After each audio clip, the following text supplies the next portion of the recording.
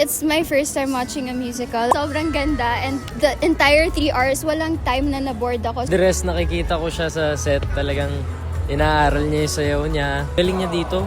Bilib na bilib ako kay Andres. Proud na proud ako sa kanya. Ibang-iba yung pag-arte mo sa pelikula at sa teatro. Para siyang workout na 3 hours.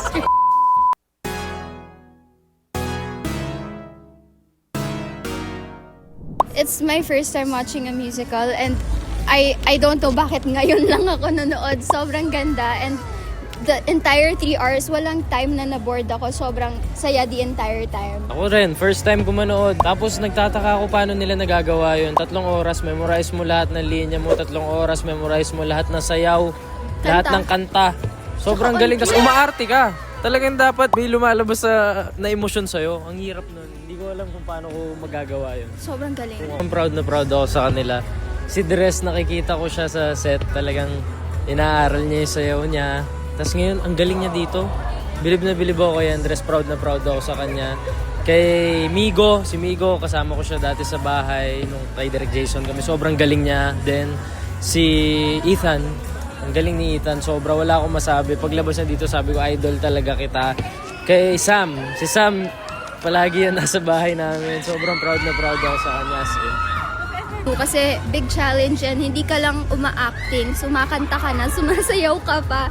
It's lahat siya. So, performing arts talaga, gagawin mo lahat.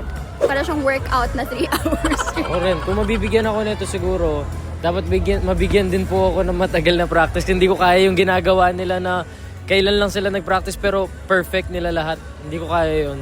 Ang galing nila talaga. High energy, hindi pwedeng bumaba energy mo kasi kahit malungkot yung scene, kapag matamlay ka, hindi siya magta-translate. Yes. Lalo na kasi nanggaling kami sa malayo, lumipat lang kami sa malapit. Sa malayo, dapat klaro yung facial expressions. Hindi ka pwedeng tiny movements lang, hindi pwedeng minuscule. Dapat exage and may energy. Ibang-iba yung pag-arte mo sa pelikula at sa teatro.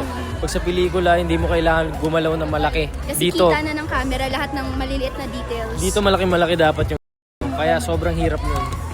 Hello everyone! Iniimbitahan po namin kayong manood ng Bagets the Musical. Yes, hanggang March 20 pa po ito. Pumunta na po kayo dito ngayon na. Yes, wag nyo sayangin yung time. Go, go, go! Ang galing nila, sobra. Wala akong masabi. Sobra worth it yan, guys. Bumili na kayo ng tickets now, right now. Now. Yes, proud ako sa inyo, boys.